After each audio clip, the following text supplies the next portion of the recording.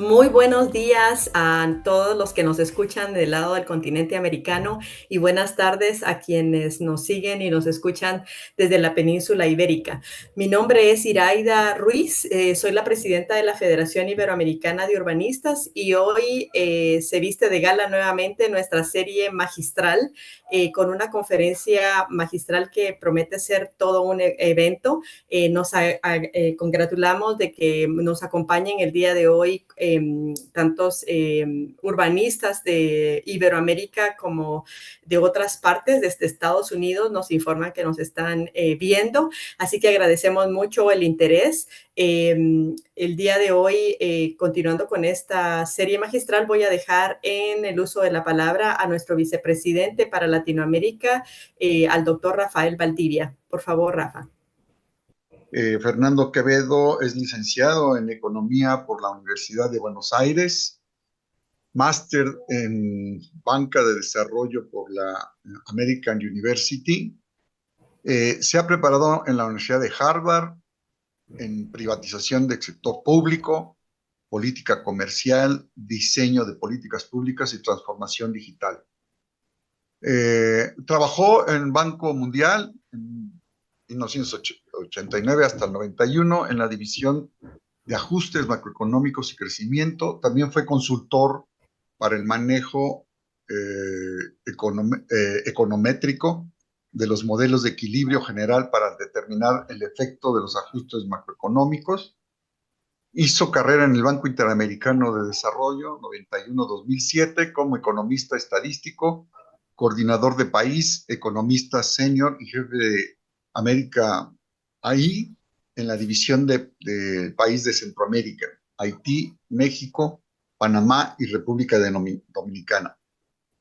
En el Banco Interamericano de Desarrollo fue representante residente en Costa Rica en el 2007 al 2014, en Guatemala del 14 al 17 y en Ecuador del 17 al 20, siendo responsable por todo el manejo de operaciones públicas y privadas, relacionamiento con el gobierno y sector privado, manejo presupuestario y de personal con los países bajo responsabilidad.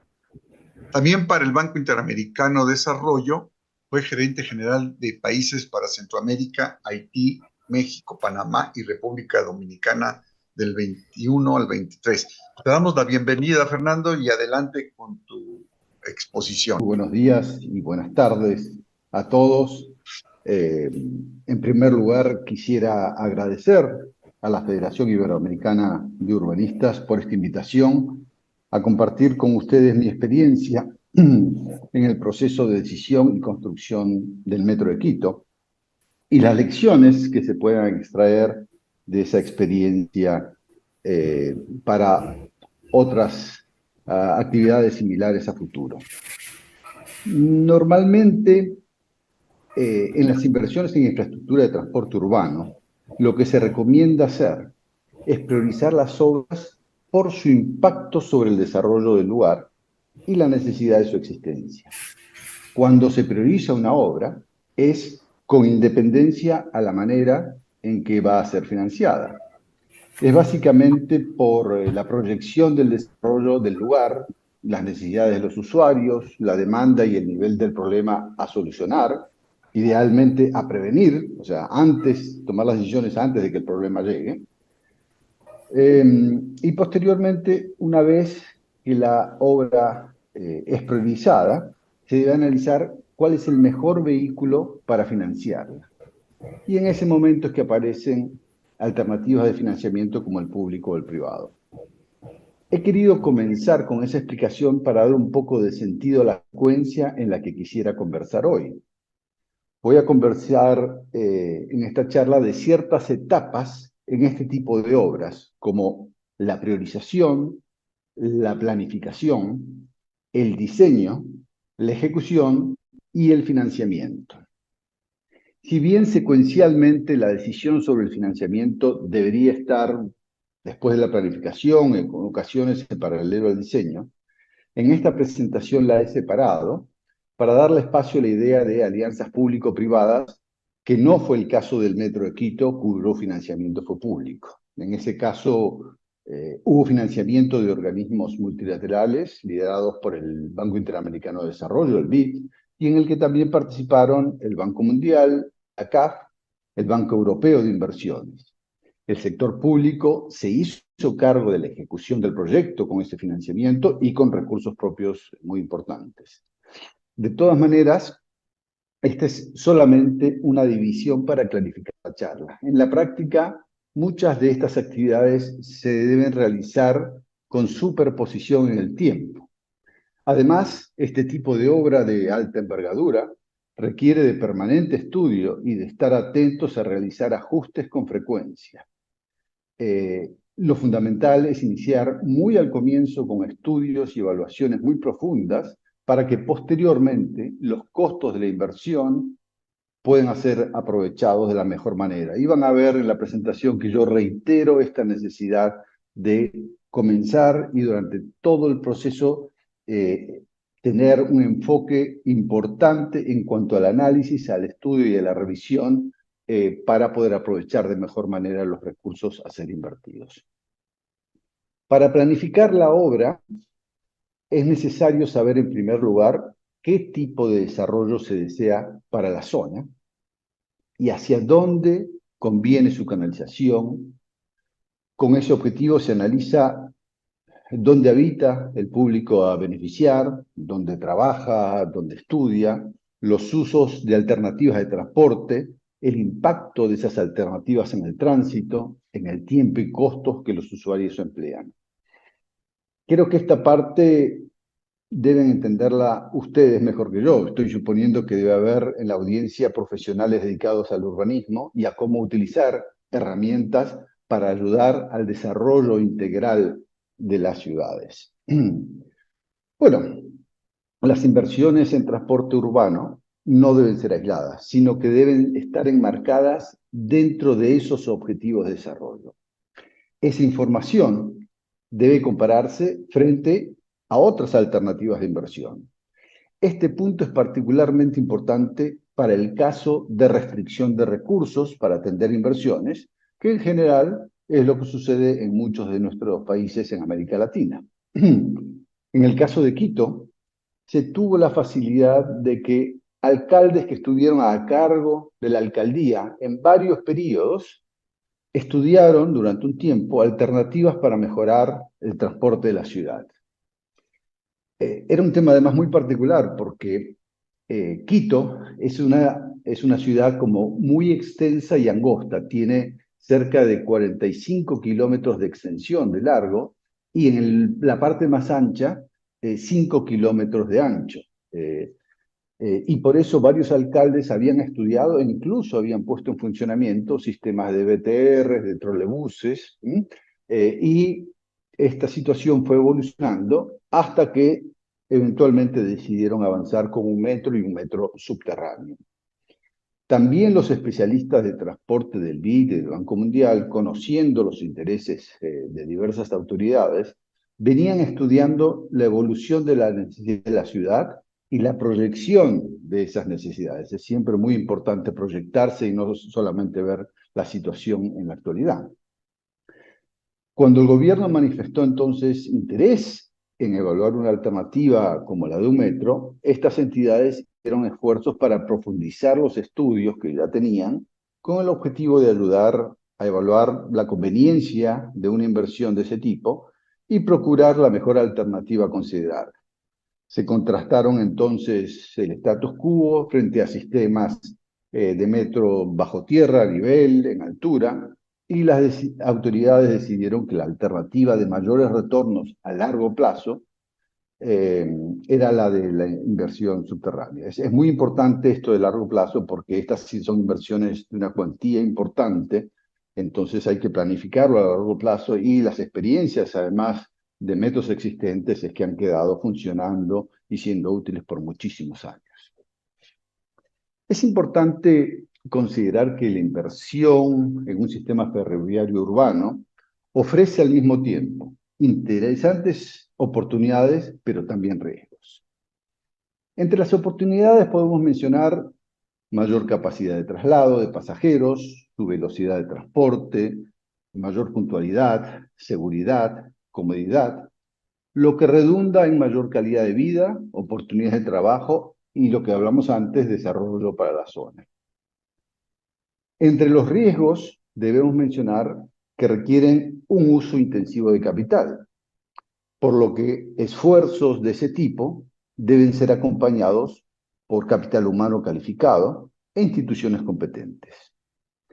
Estas altas necesidades de capital requeridas pueden significar costos de oportunidad para las ciudades, que no podrán usar esos recursos en inversiones alternativas.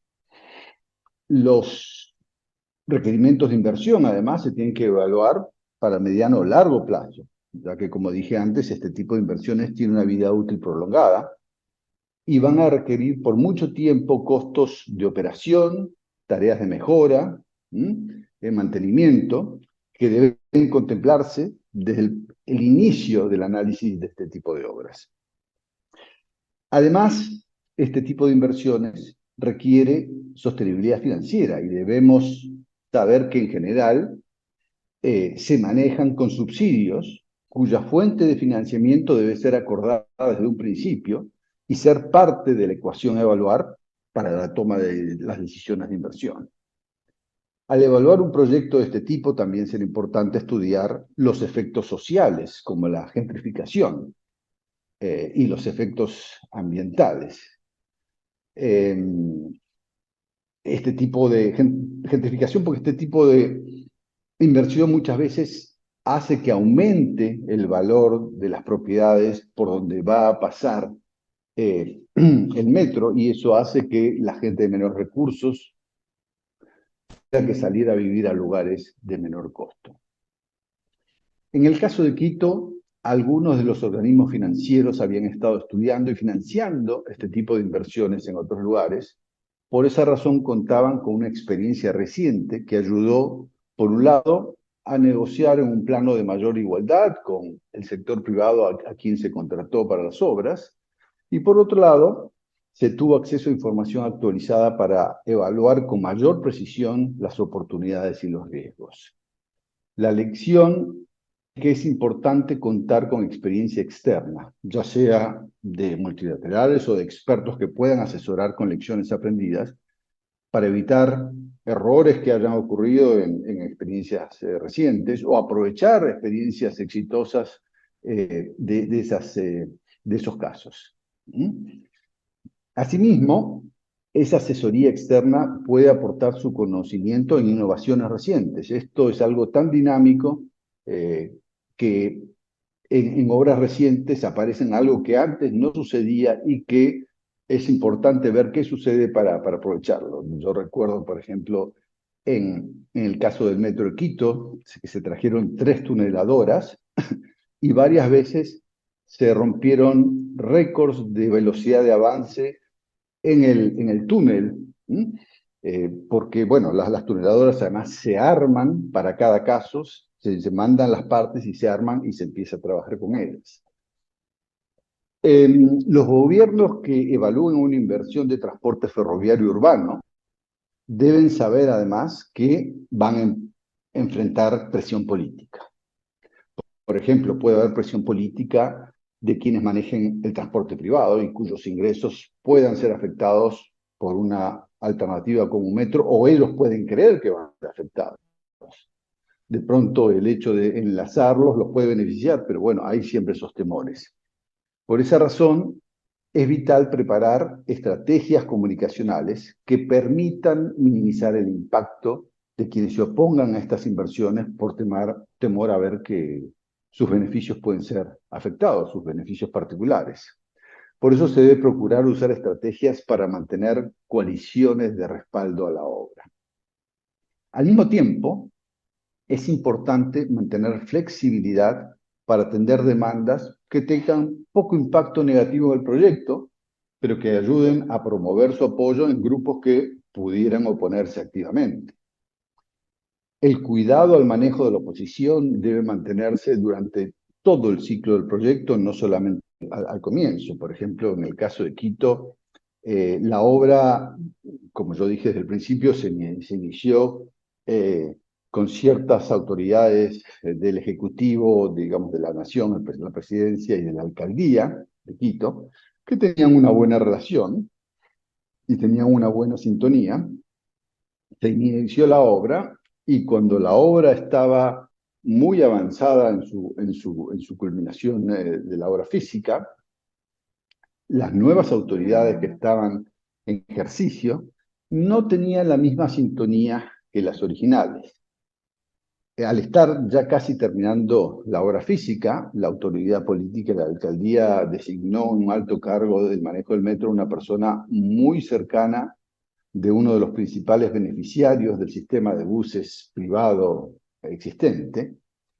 Y si bien la obra estaba concluyendo físicamente, esa persona retrasó considerablemente los acuerdos necesarios para avanzar la puesta en funcionamiento del metro. Entonces, esas cosas, desde un principio y hasta el final, hay que mantenerlas con mucho cuidado. Este tipo de inversión debe evaluarse como parte de un sistema de tránsito multimodal que esté integrado. Esto requiere una importante coordinación con otros tipos de transporte que pueden tener dependencia de otras autoridades, que pueden ser autoridades nacionales, regionales, otras ciudades, incluso operadores privados y en ocasiones hasta aquellos informales. Con ellos es importante promover la integración física, la integración operativa y la integración tarifaria. La integración física es importante para aumentar la demanda por el servicio, que además ayuda a financiar la inversión y su mantenimiento en el tiempo. La integración operativa ayudará a ofrecer un mejor servicio a los usuarios. La integración tarifaria debe tener un balance entre satisfacer a las partes involucradas, ayudar al sostenimiento de la inversión y no afectar desproporcionadamente a las personas de menores ingresos. En general, estas personas viven a mayor distancia de los lugares de trabajo en las zonas urbanas, como expliqué antes, por desplazamientos originados en gentrificación. Eso implica que en ocasiones esas personas pueden requerir uno o dos transbordos. Por esa razón, al negociar la integración tarifaria, es importante considerar el impacto sobre ese grupo. Esa integración no es fácil cuando hay más de un responsable por la fijación de tarifas. Por ejemplo, los responsables del metro deben negociar con quienes manejan los BTRs, los buses, etcétera, etcétera. En el caso de Quito, desde un principio se estudió la integración del metro al sistema de buses existentes, con una planificación para el ajuste de rutas de los buses, tanto del sistema público como privado. Incluso algunas estaciones se diseñaron y construyeron para que los buses entren a la estación para facilitar el intercambio de pasajeros. Claro, fue más fácil la negociación con los BTRs manejados públicamente y ya mencioné el impacto que tuvimos con el sector privado, pero posteriormente se avanzó con el tema.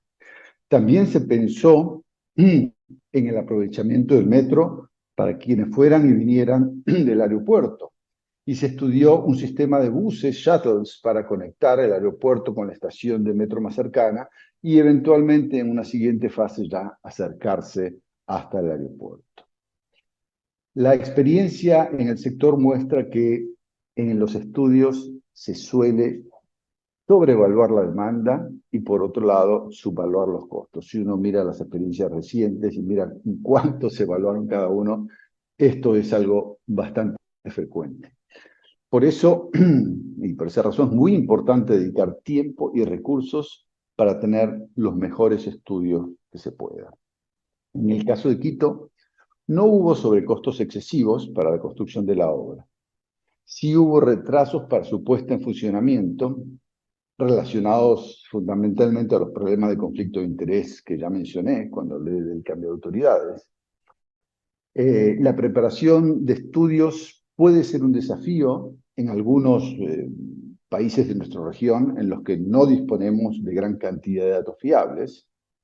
De todas maneras, el creciente uso de teléfonos celulares ha ayudado a mejorar sustancialmente los estudios de movimientos de personas para determinar demandas potenciales. Eh, claro, las compañías de teléfono cobran por esos datos. En el caso del Metro de Quito se logró un acuerdo con la compañía que manejaba la mayor parte de usuarios de telefonía móvil para que proveyera los datos y realmente fueron datos muy útiles. El uso de telefonía celular también ha facilitado la disponibilidad de datos con aplicaciones como ejemplos Movit o Waze, proveen datos que uno puede determinar demandas, mejores rutas, etcétera, etcétera. Entre los estudios a realizar, deberían incluirse también aquellos destinados a presentar alternativas a la obra evaluada, para asegurar que la obra propuesta sea realmente la opción más eficaz y eficiente para el desarrollo de la zona en el largo plazo. Los estudios deberían empezar desde la planificación de la obra y deberían tener seguimiento con los diseños preliminares y finales. En todo el proceso se deberá tratar de actualizar los mismos. Es importante por eso prever el costo de los estudios y el tiempo que demandarán. Se puede estimar que los costos de estudios preliminares sean cercanos al 3% del costo de la construcción.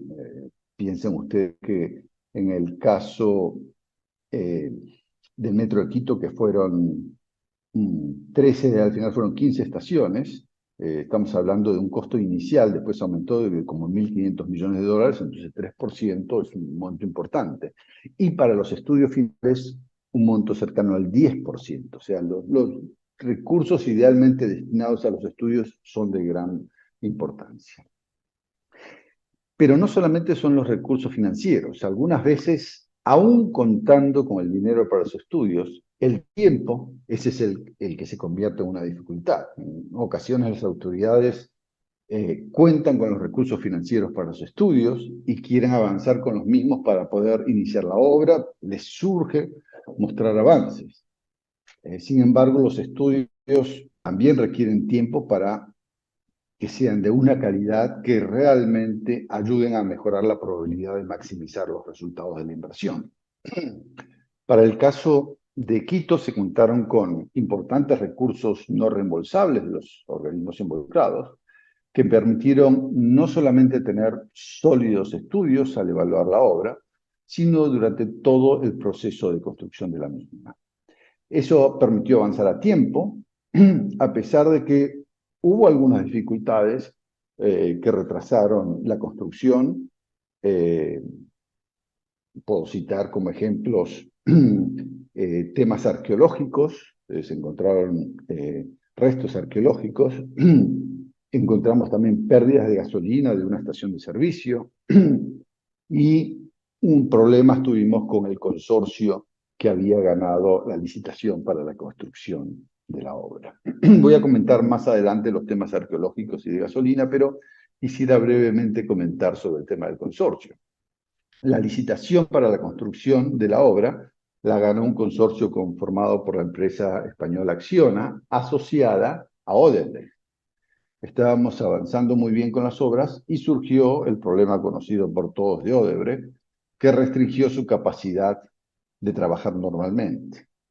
Después de negociaciones que tomaron algún tiempo, Acciona pudo comprar la parte de Odebrecht del consorcio y entonces se continuó la obra. Pero efectivamente esto tomó un tiempo que afectó el desarrollo normal de la obra. Del mismo modo en que expresé que las etapas de esta presentación y las etapas del tipo de obras no son excluyentes y que pueden avanzar con superposición entre ellas, los equipos de trabajo también deben ser multidisciplinarios y tener mucha interacción entre ellos en todas las etapas del proyecto. De esta manera, si bien, por ejemplo, los planificadores estarán concentrados en la planificación, los ingenieros en el diseño, los constructores en la construcción, todos debieran estar aportando en todas las fases del proyecto, brindando el conocimiento de su respectivo sector de experiencia.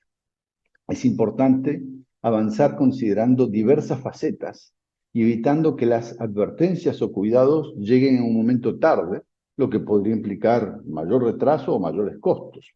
Por ejemplo, supongamos que estamos haciendo un ajuste de diseño si desde el inicio del ajuste de diseño no involucramos los comentarios o al constructor y sus comentarios llegan recién al final, es probable que estos comentarios sean de tal valía que hagan modificar ese diseño ya modificado, y hay impactos obviamente en costo y en tiempo que se podría haber evitado con una buena coordinación.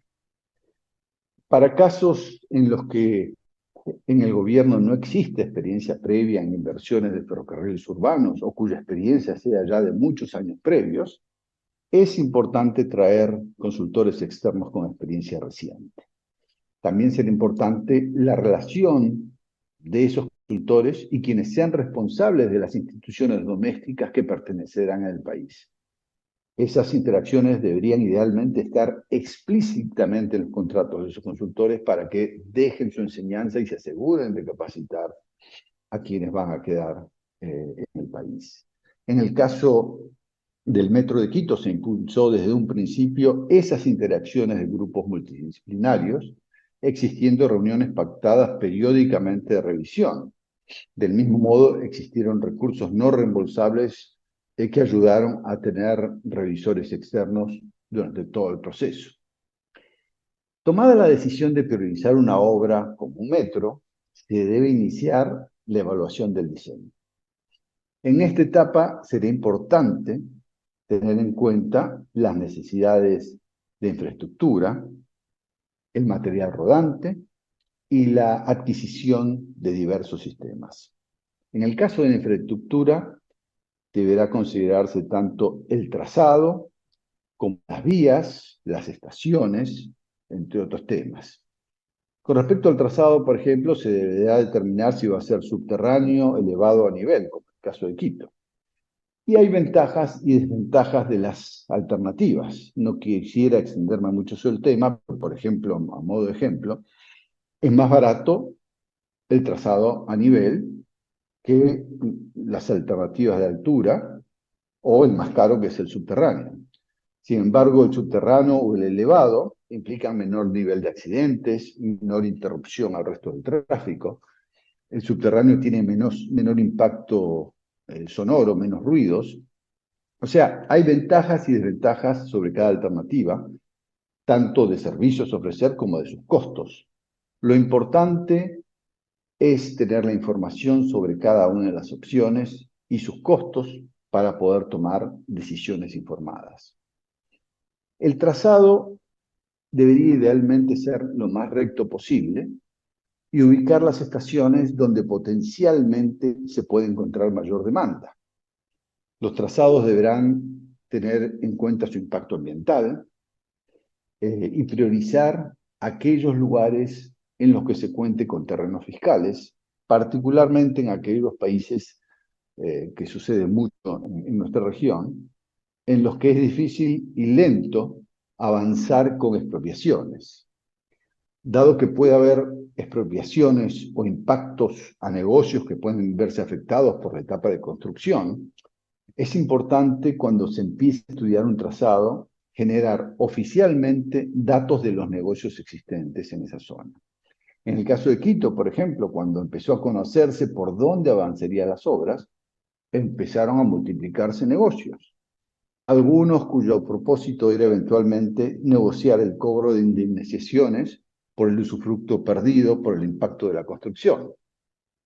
Al tener la información disponible, porque efectivamente se habían generado datos oficiales, eso ayudó a minimizar el impacto de estos reclamos.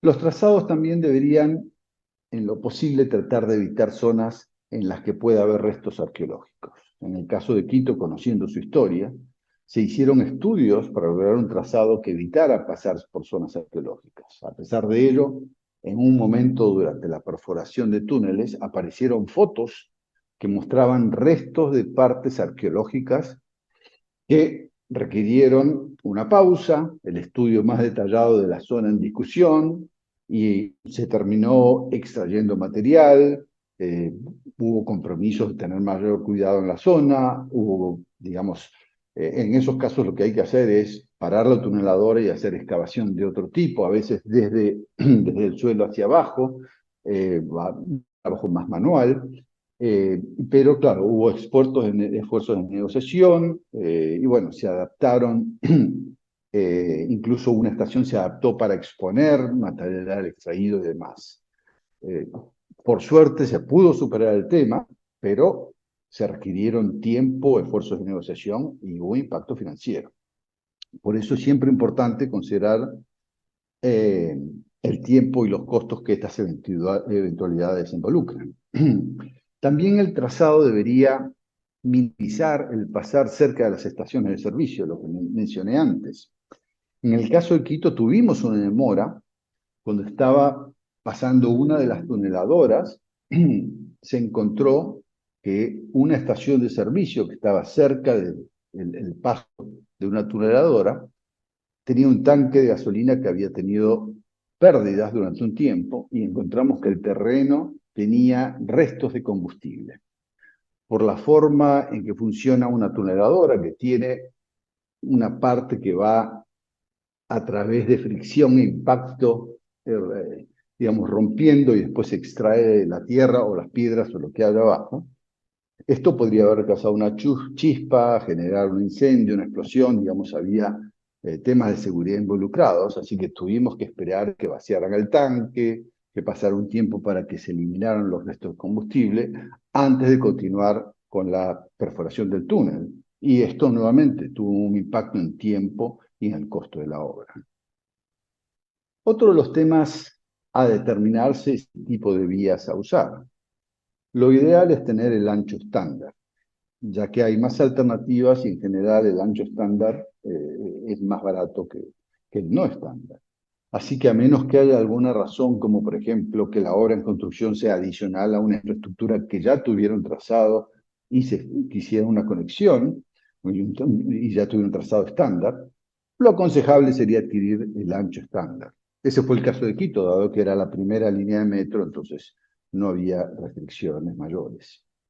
Del mismo modo, hay alternativas para las vías de apartadero, las vías de paso y de la superestructura, todas con ventajas y desventajas que deben ser analizadas desde un principio. Después está el diseño de las estaciones y también en ese caso hay que estudiar las alternativas, el tipo de acceso, por ejemplo, si se pondrán escaleras mecánicas, ascensores, el tipo y la altura de los andenes, y otras opciones como espacios para tiendas comerciales, que también eventualmente pueden dar un flujo de ingreso a futuro, y la conexión con otros medios de transporte. También debe evaluarse dónde colocar los patios de mantenimiento. Idealmente, la recomendación sería ahí no ponerlo en zonas residenciales, no solamente por el mayor costo de las tierras, sino también para no generar un grupo de interés contra la obra. Otra de las decisiones a tomar es el tipo de material rodante. Y este va a depender del presupuesto disponible, de la demanda esperada de pasajeros, del tipo de nivelación de suelo. Normalmente, si la inclinación es más del 3%, se recomienda neumáticos de caucho, por ejemplo. Todo dependerá de las características también de las estaciones y de los andenes. Entre los sistemas a adquirir se deben contemplar los de control centralizado para facilitar la comunicación y el intercambio de datos, aquellos de señalización de tráfico, el de electrificación, el de cobro y paso de pasajeros, los de calefacción, aire acondicionado, ventilación, detección de incendios, por ejemplo.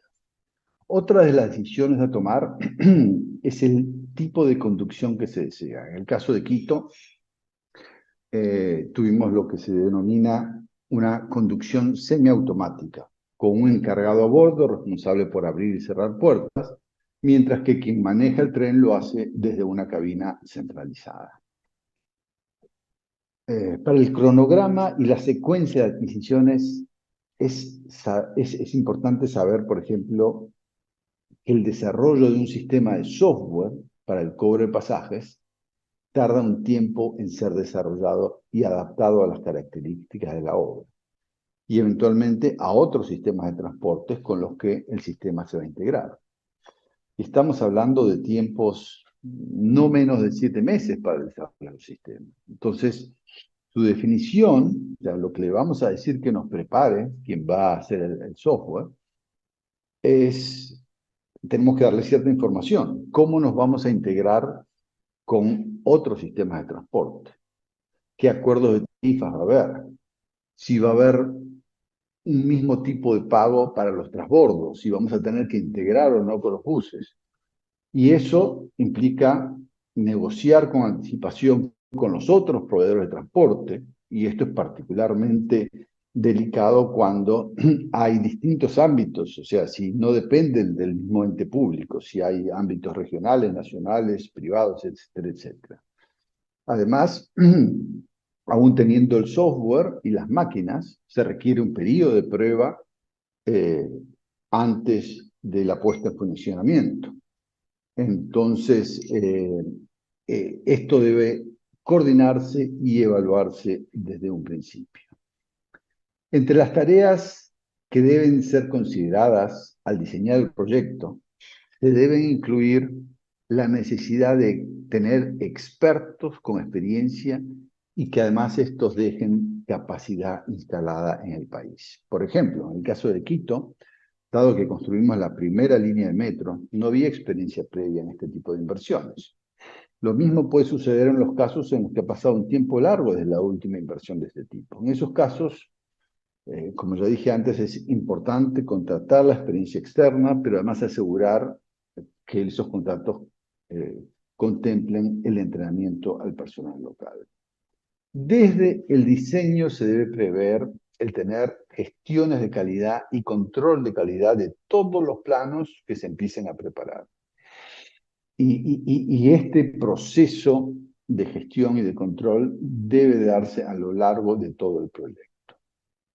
Con el diseño preliminar, una vez que contemos con un diseño preliminar, debiéramos tener ya un valor de referencia que incluye la descripción física del proyecto, la ubicación de vías, estaciones, comodidades de las estaciones, cómo es el ingreso, el egreso, características intermodales, instalaciones centrales de control, instalaciones de mantenimiento y almacenamiento, hasta dónde va a funcionar la administración. El valor de referencia incluye también los vehículos, los sistemas de control, las comunicaciones, la distribución de energía, el cobro de tarifas y los equipos de apoyo para el proyecto. Con ese valor de referencia se puede ya avanzar en un diseño avanzado. Las estimaciones de costos deben incluir la totalidad de los costos relacionados con la preparación y la planificación. La gestión del proyecto, la construcción, la supervisión y la operación y mantenimiento. Es fundamental que se incluyan fondos de contingencia. Lamentablemente, por lo general aparecen las contingencias.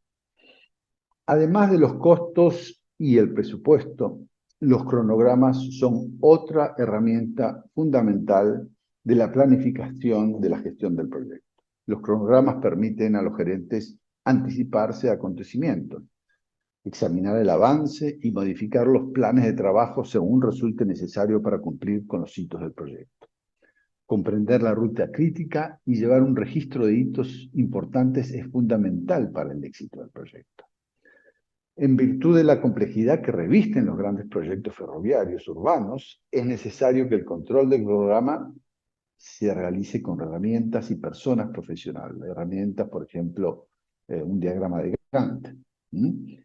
Y además, que estas personas tengan una comunicación directa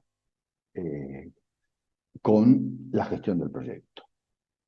Los informes del cronograma a menudo tienen diferentes niveles de detalle, dependiendo del uso previsto. El cronograma debería abarcar todos los elementos del proyecto, incluidos los procesos de licitación, los procesos ambientales, las aprobaciones financieras, los cronogramas de obtención de vías segregadas, los cronogramas de diseño, los cronogramas de construcción, los programas de proveedores y los programas de puesta en marcha y pruebas. En el caso del Metro de Quito establecimos reuniones de seguimiento con esos programas y sus hitos, y en cada una de las reuniones ajustábamos los programas para mantenerlos siempre actualizados. Como he mencionado, los riesgos son centrales a muchas decisiones en estas obras. Por eso se recomienda tener una gestión de riesgo cuidadosa que ayude a identificar riesgos y responder a ellos lo antes posible en el proceso de elaboración del proyecto. Los riesgos se originan en los primeros pasos de la elaboración del proyecto y se extienden a lo largo del diseño, la construcción y la operación.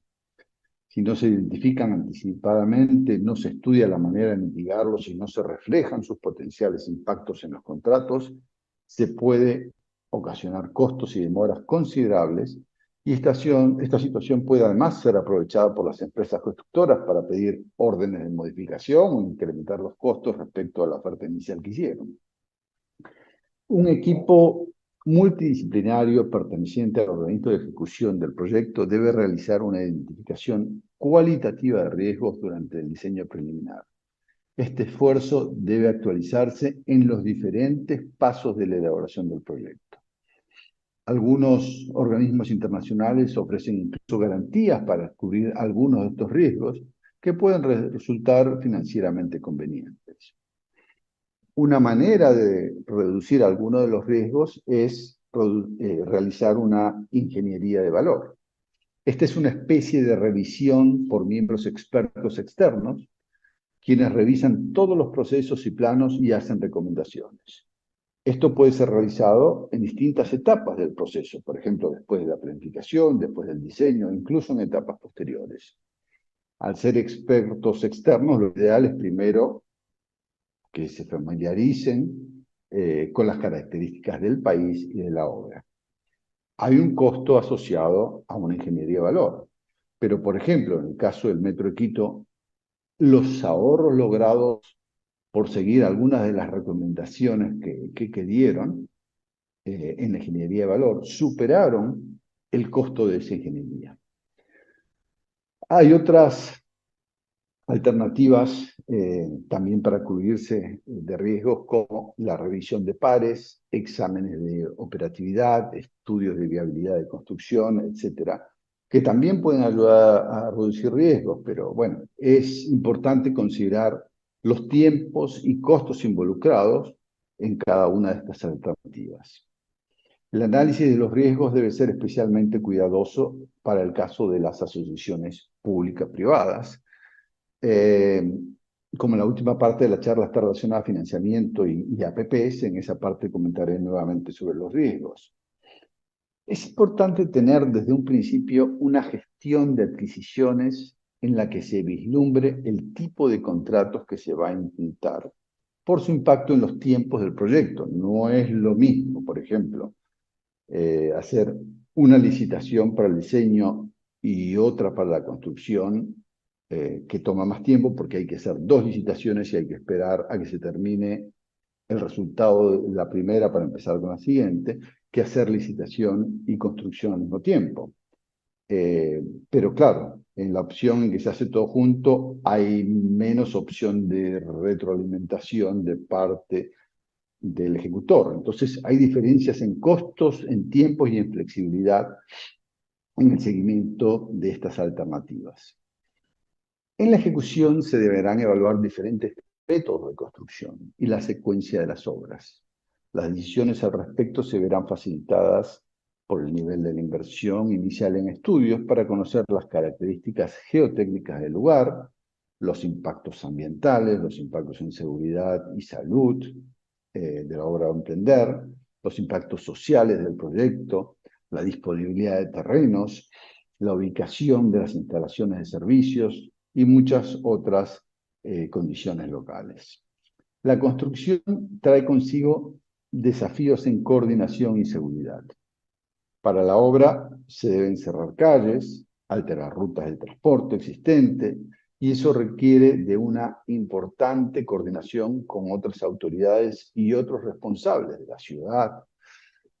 También hay desafíos de seguridad. Por ejemplo, en el caso de Quito, había que llevar materiales desde los lugares de acopio hasta donde iban a usarse. y había que estar atentos al comportamiento de los contratados para esa tarea. La mayoría de los accidentes sufridos en la construcción de Quito fue precisamente en el transporte de material, incluyendo casos de accidentes fatales. Para el caso de un metro subterráneo, hay que descartar además el material extraído al perforar el túnel. La tuneladora va rompiendo, perforando y extrayendo tierra, y esa tierra hay que llevarla a otro lugar. Entonces eso requiere coordinación con autoridades locales para ubicar los lugares de desecho y saber con anticipación la capacidad de estos vertederos. Normalmente, además, los vertederos más alejados son los de menores costos, pero hay que evaluarlos frente al costo de transporte hacia ellos y al aumento de la probabilidad de accidentes en un recorrido más largo. La construcción también ofrece una oportunidad para fortalecer la capacidad del personal del ente público responsable, así como espacios de interacción con la comunidad. Sería importante coordinar los tiempos de avance de la construcción con las compras previstas, como por ejemplo el material rodante y los sistemas, ya que estas compras deben llegar para las pruebas que se realizan mucho antes de una inauguración.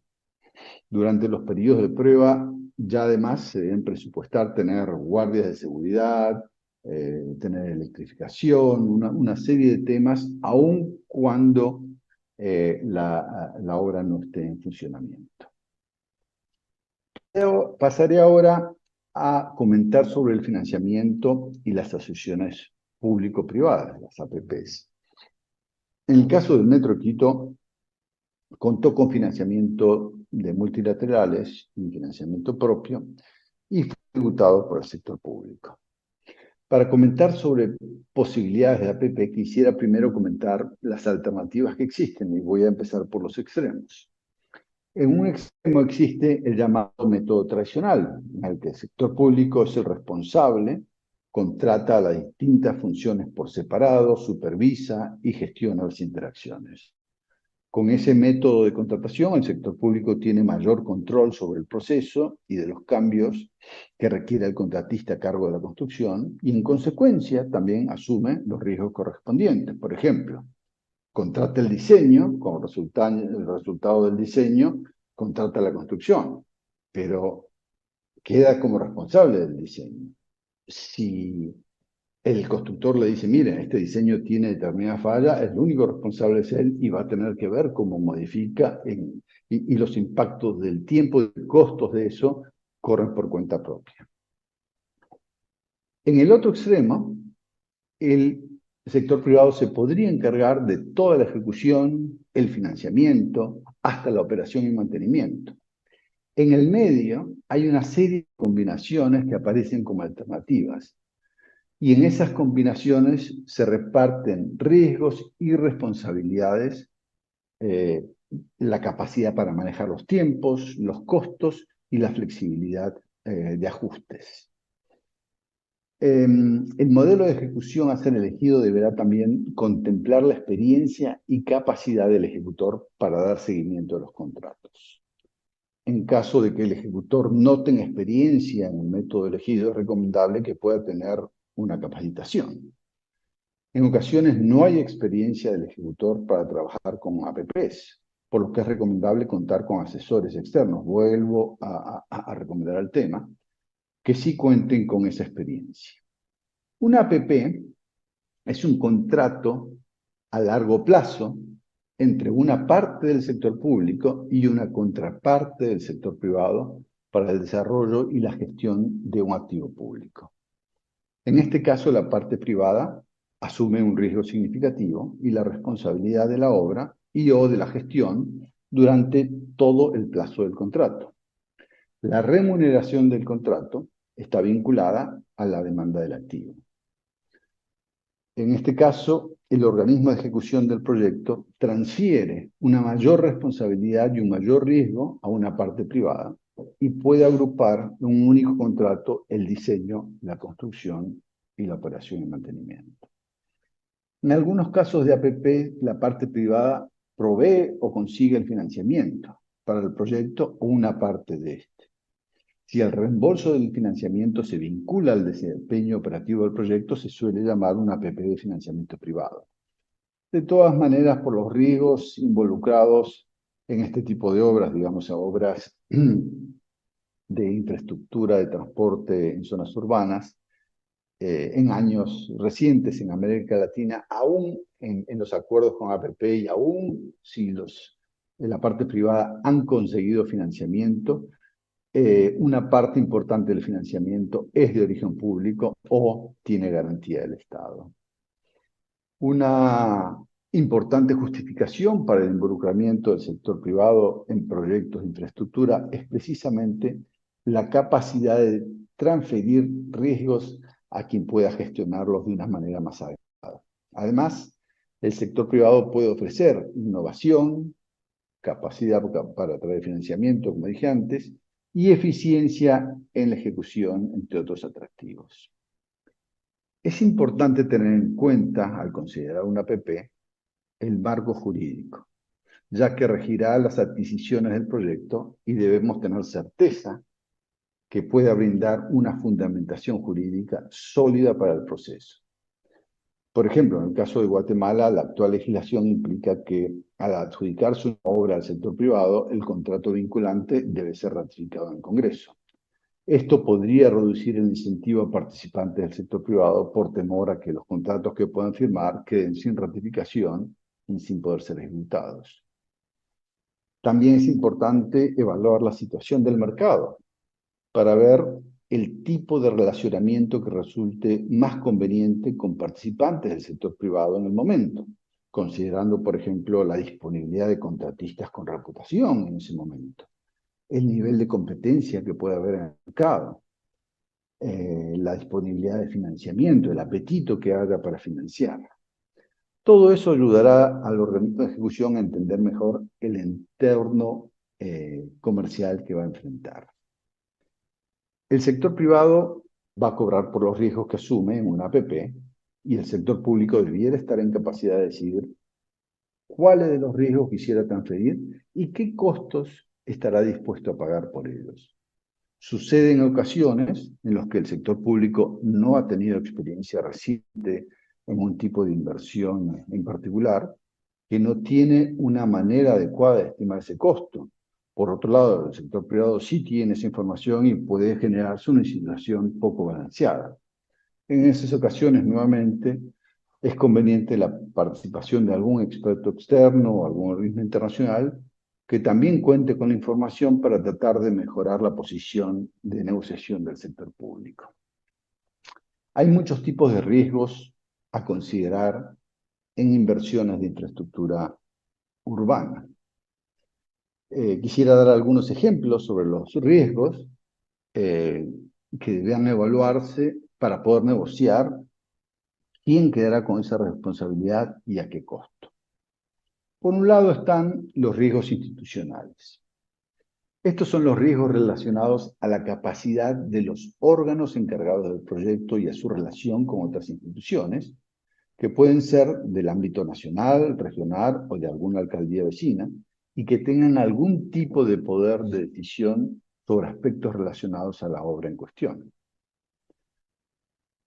Están los riesgos políticos, asociados a acciones del gobierno o a su falta de acción. Por ejemplo, si el gobierno autoriza un servicio alternativo que compita con el metro, es una acción que le quita demanda, o al revés, si tiene el compromiso de instalar transportes alimentadores, tanto por acción o por falta de acción, tiene un impacto,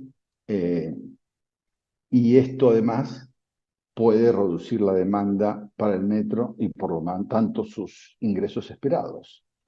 Otros riesgos políticos podrían ser la rescisión del contrato sin causa justa, una expropiación, cese de pagos, sin complemento de obligaciones contractuales, por ejemplo, limitaciones, cambios que limiten o restrinjan las posibilidades del privado de transferir sus ganancias. Dado que la inversión de un metro es una inversión a largo plazo, los riesgos políticos se incrementan, puesto que la planificación, el diseño y la construcción de estas inversiones suelen durar más de un periodo de gobierno y varios periodos más si pensamos en los contratos de construcción y operación. Los riesgos normativos son los riesgos asociados a cambios de normas que pueden afectar ingresos, como por ejemplo las limitaciones a las tarifas. Normalmente en las APPs los gobiernos suelen quedarse con los riesgos normativos y los políticos y acuerdan compensaciones al privado en caso de verificarse alguno de ellos. Los riesgos de fuerza mayor son aquellos en que ninguna de las partes del contrato puede evitar y pueden atenderse, por lo general son atendidos con la toma de seguros. Después puede haber riesgos financieros, cambio de tasa de interés, cambio de tipo de cambio, riesgos en retrasos en adquisición de terrenos, por ejemplo. En general, los organismos internacionales recomiendan, o a veces más que recomendar, no permiten que se firmen contratos si no se cuentan con los terrenos. Esto me hace acordar, yo vivo en Costa Rica hay una ruta, la Ruta 27, y el BID en los años 80 hizo un proyecto para financiar esa ruta, y además ese proyecto venía asociado con un país que donó los puentes. Como el gobierno no consiguió las expropiaciones y tenía que pagar comisiones de compromiso para mantener el préstamo y no tenía previsto que iba a poder conseguir las expropiaciones a tiempo, se canceló el préstamo. Ya en los años 2000 consiguieron las expropiaciones, se dio una concesión al sector privado y la gente que estaba construyendo la obra me invitó a ir a la obra. Estaban dinamitando para abrir la trocha.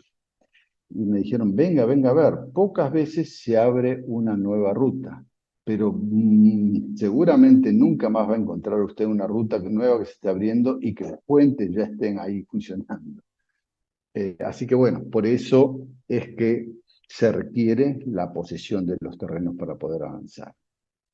En años recientes, crecientemente se ha dado el manejo y la operación y mantenimiento de infraestructura de transporte al sector privado.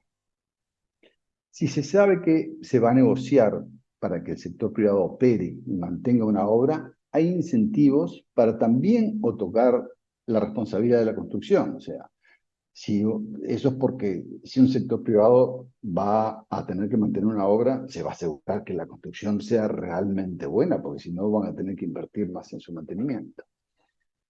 Puede incluso darse el caso en el que haya un metro en funcionamiento, manejado por un ente público, y que se esté evaluando adicionar una nueva línea. En ese caso existe en principio la idea de que la operación y mantenimiento de esa línea se agregue a las funciones ya existentes del ente estatal. Sin embargo, ha habido casos en los que la nueva línea pasa a ser operada por un privado. Una alternativa es que el diseño y la construcción se haga con una APP y luego operación y mantenimiento pasa a quienes ya estaban manejando esto. De no haber un ente público, es más factible pensar en que todo el proceso, desde el diseño hasta operación y mantenimiento, se puede hacer con un acuerdo de APP. Pero como indiqué antes, todo dependerá de la manera en que se repartan los muchos riesgos involucrados y el costo que se asigne a ellos. Por eso, desde un principio, es fundamental dedicar tiempo e importantes recursos financieros al análisis de estos riesgos y sus costos, tanto para tener una negociación equilibrada como para asegurar que se tienen todos los recursos no solamente para construir la obra, sino para maximizar sus beneficios en el largo plazo. Para trabajar con APPs se deberá también evaluar la capacidad de gestión del gobierno, ya que hay responsabilidades de gestión que incluyen los costos inmediatos de la preparación, adjudicación, ejecución y gestión del contrato, a los que debemos agregar los posibles costos resultantes de la pérdida de control por parte del gobierno eventualmente la necesidad de renegociar contratos y el tener que controlar posibles comportamientos oportunistas de parte del sector privado. Ahora, esa capacidad institucional también debe ser importante para avanzar con una obra con el método tradicional. Por eso es posible que un gobierno que cree que tiene limitaciones decida directamente ir por una APP para subsanar esta deficiencia y aprovechar el conocimiento y la experiencia de los socios privados. En cualquiera de los casos, lo recomendable es iniciar un proceso de fortalecimiento institucional robusto desde la etapa de conceptualización del proyecto hasta su plena implementación. Para cerrar esta parte sobre APPs, me gustaría hacer un breve resumen sobre lo que debiera estudiarse antes de decidir el tipo de modelo a usar. 1. Revisión de casos recientes de proyectos ferroviarios urbanos con participación del sector privado. 2. Estudios de los posibles riesgos a enfrentar. 3. Comparación de métodos alternativos de ejecución. 4. Consultas a referentes importantes en el mercado para evaluar el interés, el grado de competencia y el apetito del mercado por otorgar financiamiento. 5. Estudios de la situación institucional de los entes públicos que estarían relacionados al proyecto y de los regímenes legal y regulatorio, ley de concesiones, ley de APP. 6. La definición del alcance del trabajo para la estructuración.